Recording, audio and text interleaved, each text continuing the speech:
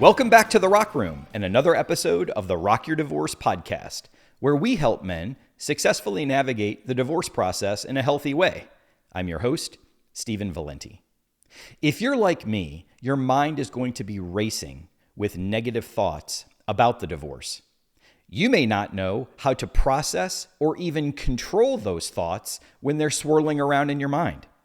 You may find yourself forgetting things that happened during the day, almost as if the day is a complete blur. And you may not have a place where you can release those negative thoughts so they stay bottled up inside of you. If that sounds like you, then you are absolutely in the right place. Because in today's episode, I'm going to give you 5 top reasons that you need to start journaling before and after the divorce and how you can use it to your advantage. If that sounds like something you're interested in, then plug in, turn it up, and let's hit the stage.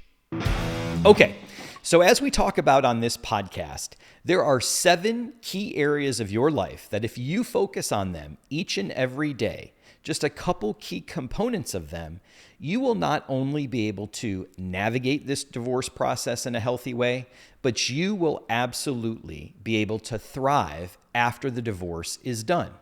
The visual that I normally provide that is of a 7-channel mixing board, where each of those 7 channels represents those key areas of your life, and the faders themselves are kind of like the focus or the time or the effort or the energy that you're putting into each of those key areas each and every day or week or month or whatever it is. Today, we're going to talk about journaling. And journaling falls within the second key area of your life, the mental portion of your life. And what I normally say is when you look at the divorce process, you have the ability to take what was meant to break you and actually have it make you. And that's really about developing a daily mindfulness practice. There was a previous episode that I did on sound checks and what does a band do for sound checks? Why does a band do sound checks and kind of the key components of that sound check and how it relates to you creating yourself that mental mindfulness practice, that check-in with you, right? That going over your mental state, going over kind of where you are each and every day, and moving that along in a positive way. So the number one thing that you can do, of course, within this daily mindfulness practice is journal. Some of the mistakes that, I said in the opening that I've made or that individuals that I've coached or am coaching right now make, is really the first and foremost is having no coping mechanism or no tools to get through all of these thoughts that are swirling around in our head as men each and every moment that we're going through the process and even after the process is done. You know, those mental thoughts, I've explained it before as kind of like the circling of the drain, right? You know, your mind is constantly going. These negative thoughts are haunting you. And as you obsess sometimes over these thoughts, it can absolutely be crippling during the day. So much so that, you can't get anything done. You can't focus. We're going to talk a little bit about that here in a minute. But ultimately, not having the tools or the coping mechanisms to get through that. And as men, I think, we're conditioned, by society, by ourselves, by the things that we watch or we listen to, or how we were parented or how we grew up in the past to kind of just suck it up, right? Just be a man, suck it up, deal with the thoughts or deal with the emotions, put them aside and keep going. And I'm not saying that there aren't good uses of those types of thoughts or good uses of those practices. But by and large, And I just had a conversation with a therapist, not my therapist, but a different therapist this past week about men and coping with some of these negative thoughts. And I really think it's important that we as men start putting processes in place in our life to be able to handle all of the negativity, all of those things, the negative thoughts, the negative feelings, some of the stresses that we have as men each and every day. We have to start putting processes in place to be able to handle those, to be able to cope with them, to be able to accept them as just part of life, and then be able to put them aside in a healthy way so that we can move on and be the best men that not only God has intended us to be, but of course, as we want to be for ourselves. So not having a tool, not having a coping mechanism to be able to handle all of those thoughts that are swirling around within us each and every day is not healthy. So that's, an opportunity for journaling. Some of the other things that I've seen either myself make or some of the men that I've coached or am coaching right now is really going back to what I had said in a previous episode about negativity and how having those negative thoughts and having those negative feelings and not dealing with them in a healthy way, how that changes the perception of how we see the world around us. The discussion that I had in that episode was really about removing that negativity and replacing it with positivity, right? With positive things in your life and with things that you're grateful for and that you have appreciation for, and even bringing in positive practices into your life to be able to cope with that.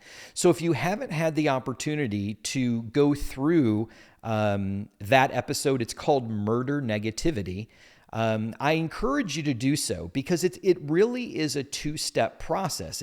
It's removing the negativity first, as well as then replacing it with positivity in your life.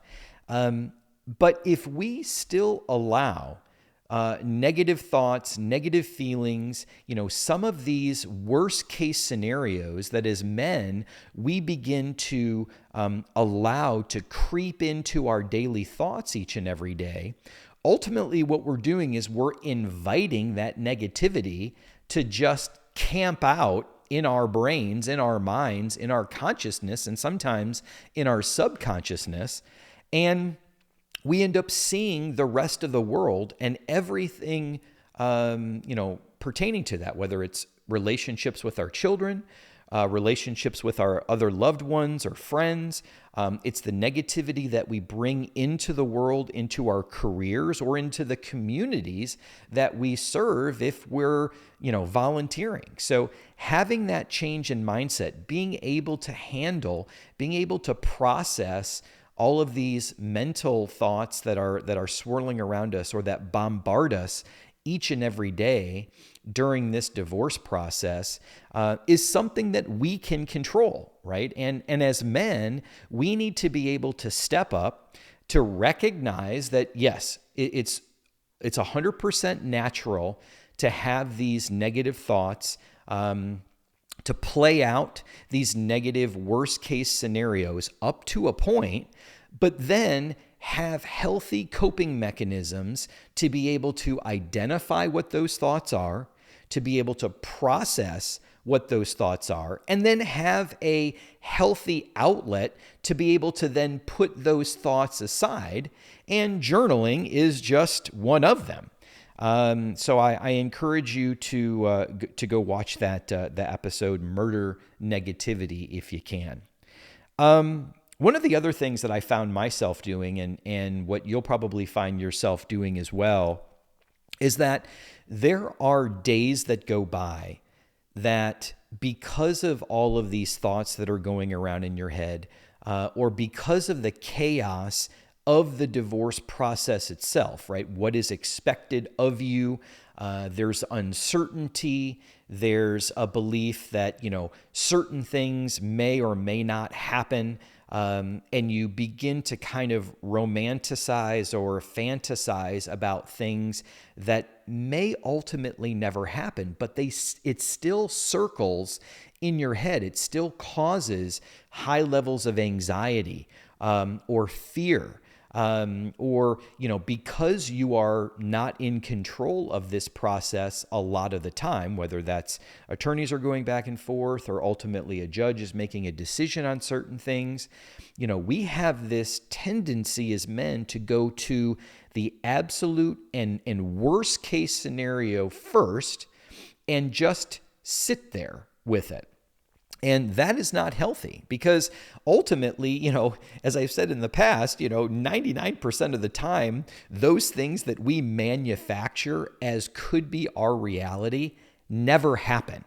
And the amount of time and energy and effort and mind space, right, and bandwidth, if you want to talk about bandwidth, that we waste on that, is mind-blowing, and we can't do that as men, right? So again, that's where we have to step up, recognize what's going on, have healthy coping mechanisms or tools to be able to process that, and then put it aside so that we can get on with our day. Because if not, there are days that go by. Sometimes it felt like there were weeks that went by that I don't even remember what was going on that day.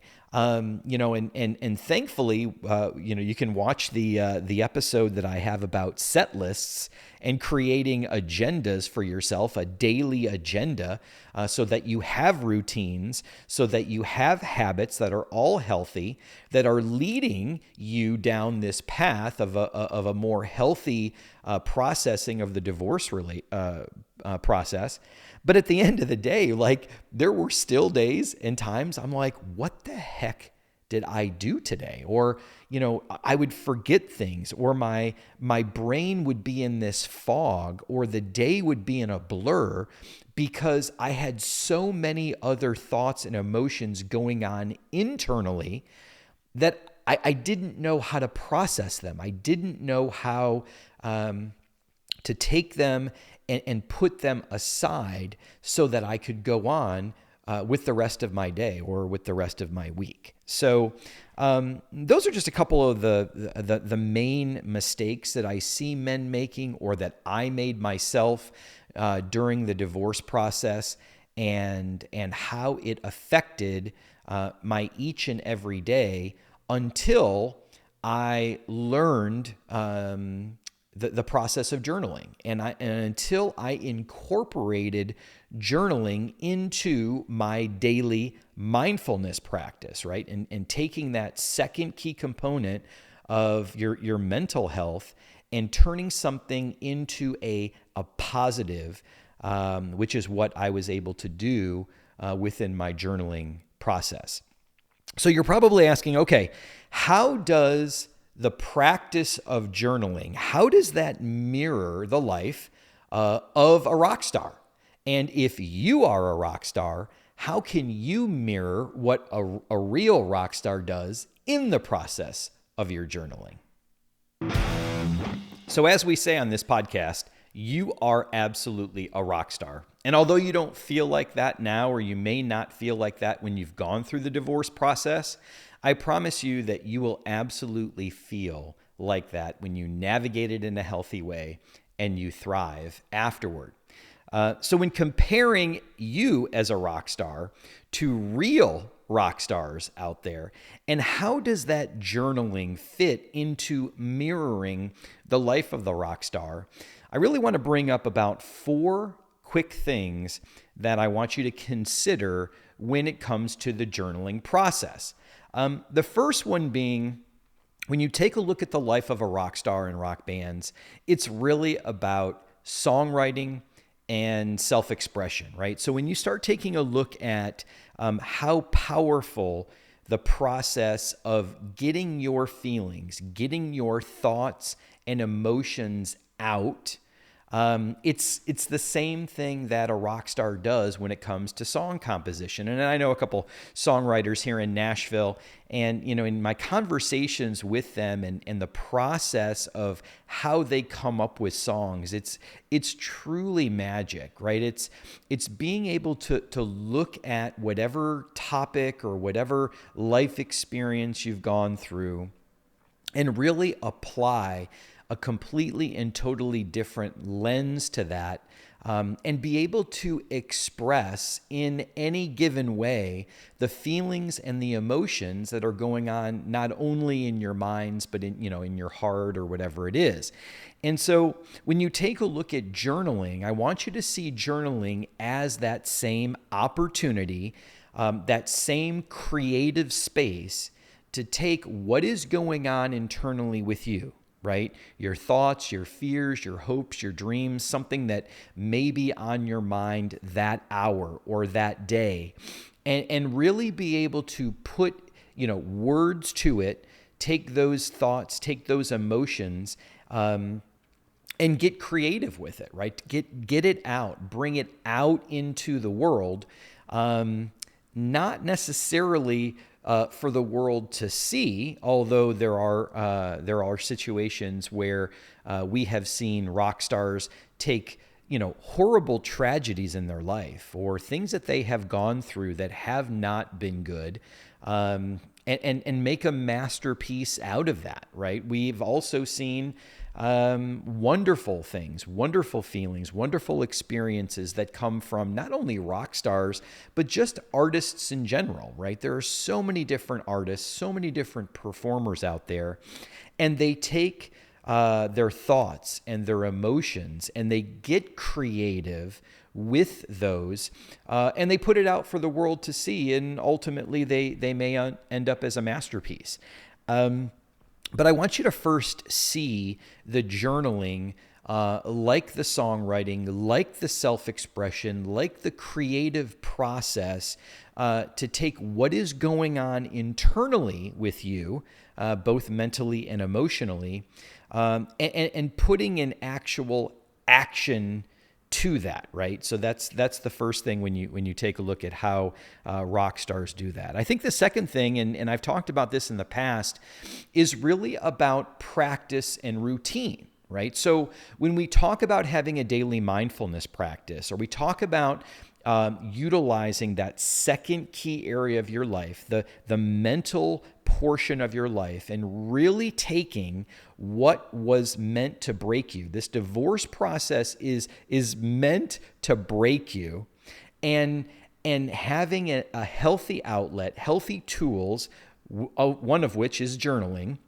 and you take that and you use it to your advantage to help you mentally win in this process. So again, what was meant to break you will ultimately make you, in your mental state, your mental toughness, your mental resilience, it is really what this whole process is about. And journaling itself, if you take a look at learning an instrument, rock stars and rock bands, they're practicing each and every day, not only with learning their instruments and playing their instruments, but as I mentioned just a few minutes ago, with songwriting. They get better at writing songs, at expressing their emotions, at bringing a music, right, a lyric or a melody or some sort of combination of both to the world. They get better as the process goes along. So I want you to look at the process of journaling, not unlike a rock star learns their craft, learns their instruments, right? A routine, a repetition each and every day. That journaling is going to be that way for you. I think, when you also take a look at rock stars, there's the spotlight of the rock star, and then there's a rock star backstage. And, when you look at some of these documentaries, which we're going to talk about here in a second with tour journaling, when you look at some of these documentaries, the documentaries show life not only on the road and in front of all of the audiences and the presses and all this other stuff of being a rock star, But sometimes we have a glimpse behind the scenes. Sometimes we have a peek behind the curtain into the backstage life of a rock star. And, for those of you that have ever done kind of a backstage tour or a meet and greet or some of these things where you kind of get to see even a sound check where, they're kind of working behind the scenes, but things are a lot more low key. They may have time away from the spotlight, right? This is sometimes their private time, right? In some of those documentaries. I want you to see the process of journaling as that time, taking the time in the morning or in the afternoon or in the evening, whenever you feel like part of your day requires that journaling process or the opportunity to go and journal. I want you to see is that is you removing yourself from the spotlight of life. You're going backstage.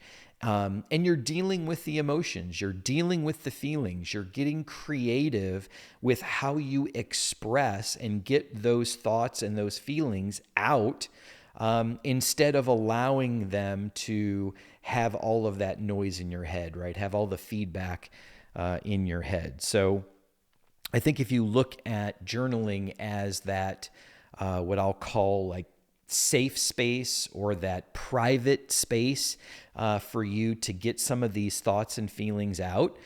Because ultimately as men, let's be honest, we've got some stuff going on in there that you probably don't want a whole lot of people to know about.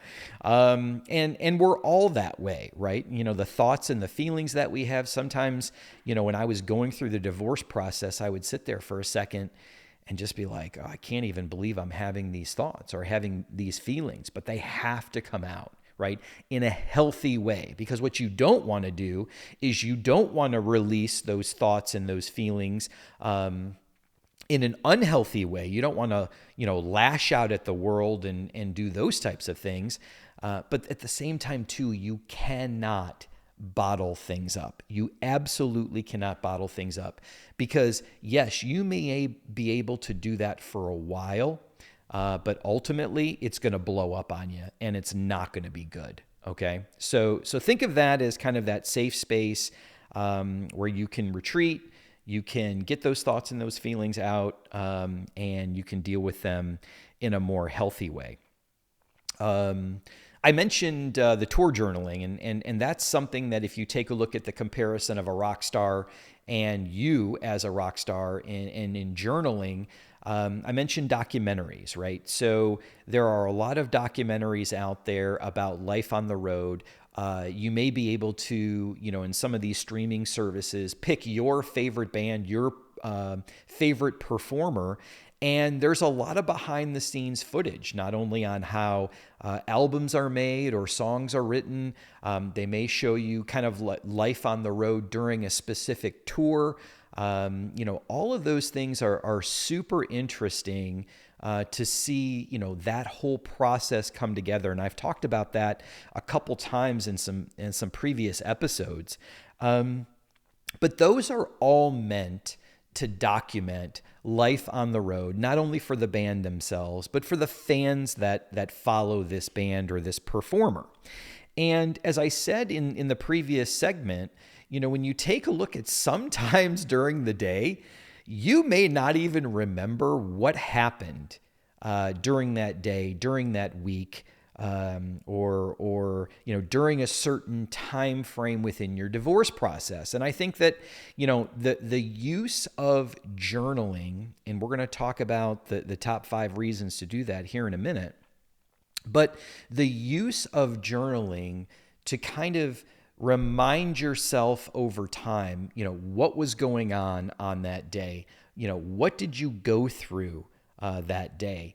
And have that kind of written record of, your thoughts and your emotions and bringing those out in a healthy way, is all positive for you. So I want you to kind of look at the journaling process itself, as maybe a timeline or a documentary on your life and what you're going through. And I'm going to tell you why that's important here in a couple minutes. So let's talk a little bit about, I think, as I share, comparing you and a rock star and all that, share, my personal story in relation to journaling.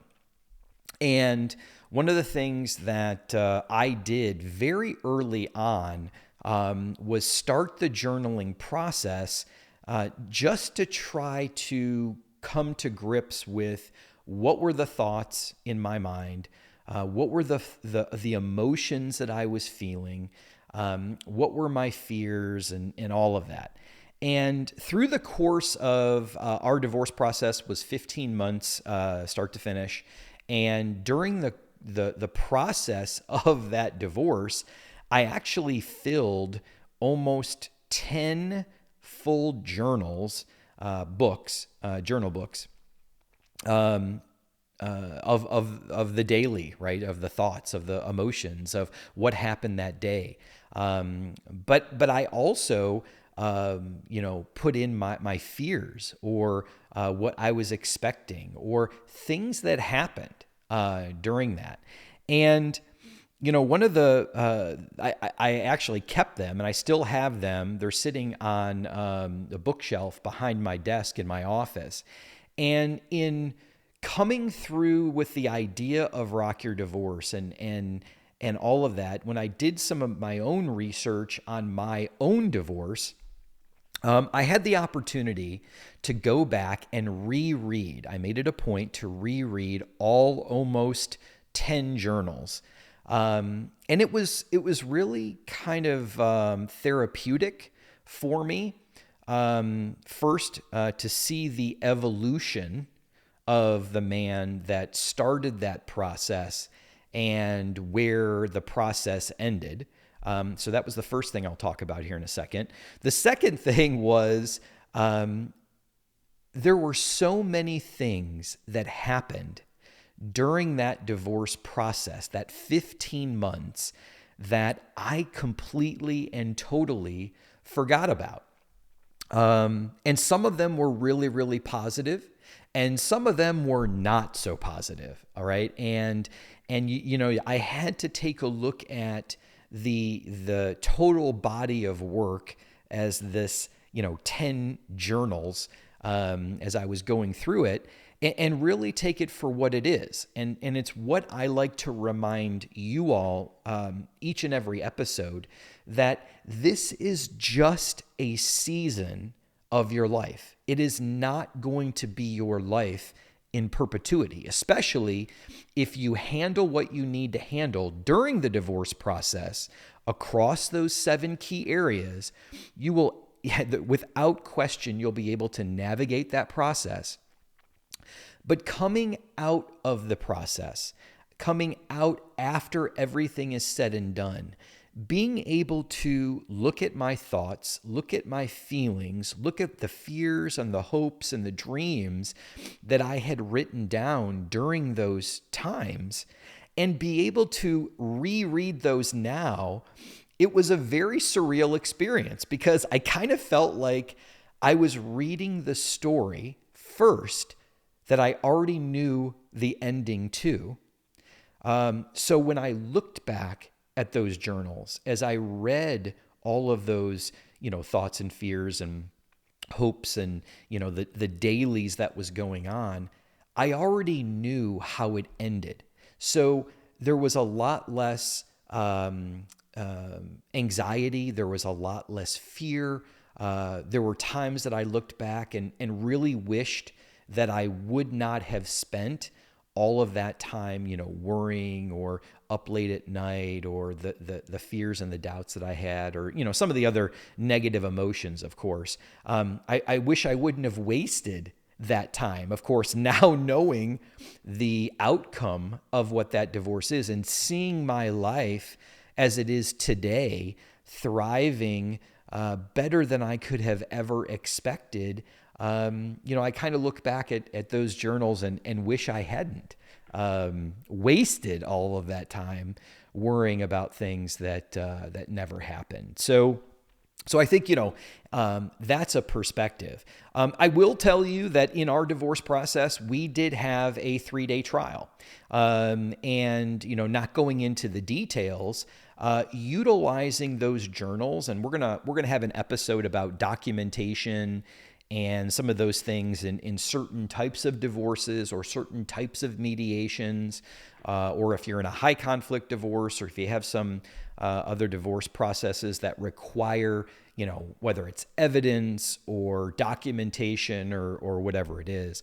I will tell you that having reviewed it, there were times during my divorce process and leading up to our trial that I needed to reference certain things that happened during the day. Because as I said, the time, it's like Groundhog Day, or you're circling the drain, or it's a brain fog, or, you totally forget what goes on a day-to-day basis sometimes. So having the ability to, almost like we talked about with a tour journal, and documenting a band's tour or progress or the making of an album, it was really helpful for me to go back and be able to reference some things that were said, reference some things that were done, put some timelines together that helped, understand what was going on in a more clear and concise manner. So, I think that journaling also helped me with that. And then lastly, I think if I look at my own personal journal during the divorce process, I saw an evolution of a man from the start of, and I actually started my first divorce journal on the day that I filed, right? So being able to take a look at that first journal entry on, I wrote in that journal when I got back from my attorney's office, having signed the paperwork, and following that process, following that man from that moment in time to my last divorce journal entry, which was when we moved into our new home. Everything was said and done. Everything was finalized. We moved out of our old home, and we ended up moving into our new home and starting our new chapter, our new life. And so seeing all of that, the evolution of Stephen through that process, it was a very interesting exercise to do. So I like having the ability to still go back. That's why I said I keep the journals, because it is part of my life and it is part of it. But what I'll remind you all again is that it is only a very short season of your life. This divorce process is only a short season. So you can't get caught up in thinking that your life is going to feel like you feel today or like you felt before. It's all about taking advantage of those 7 key areas of your life, making the right choices and doing the right thing. And I promise you that if you do that, right, if you keep that in mind, you will absolutely thrive afterwards. And not only become the man that that God has intended you to be, but the best man for yourself, for your children, and for those that love you. Okay, so with all of that said, let's go through the top 5 reasons that you need to journal, not only during the divorce process, but well after. Okay, so here are the top 5 reasons that you are going to implement journaling into your daily mindfulness practice. The first one is clarity. This helps you clarify the thoughts and the emotions that are running around inside you, and it gives you a safe and honest space to process those. The second is it helps you regulate your emotions. This helps you manage the stresses of life each and every day during the divorce process without lashing out. It gives you, again, that safe space to help you regulate what you're feeling. The third is that it's kind of a reflection. It's a snapshot or a moment in time where you can record how you're thinking, how you're feeling, and what are the things that are going on within your life at that time. It's your sound check. The fourth is it's a written record. And don't give me any BS about not wanting to write in a book, because you can use technology for your advantage, either by using voice memos or sending yourself a voicemail to do the same thing that journaling can do. I just recommend you do it in a book. And if you're going through one of those divorces, you may need documentation. So make sure that you're writing it down each and every day. And lastly, this is about mental visualization. I encourage you to go through your journaling process and think about and talk about in these journals what you're thinking and feeling at that moment. But don't lose the opportunity to talk about what your life is going to be after this divorce process is done. Journaling gives you a great opportunity to talk about all of the things that you're hopeful for and that you know will happen in your life when this process is done. So, if I've said anything that's either struck a chord or maybe resonated with you, I encourage you to go over to www.rockyourdivorce.com, schedule a free 30-minute phone call with me, because I know that I can help you not only navigate this divorce process in a healthy way, but absolutely thrive afterwards. While you're there, I ask that you like and subscribe to the Rock Your Divorce podcast. And if you know any men that are currently going through the divorce process, or they've just been through the divorce process and you know that they're not healing or handling it well, send them here to the Rock Room. That's the end of the episode. I look forward to seeing you here in the Rock Room for a next episode of the Rock Your Divorce podcast.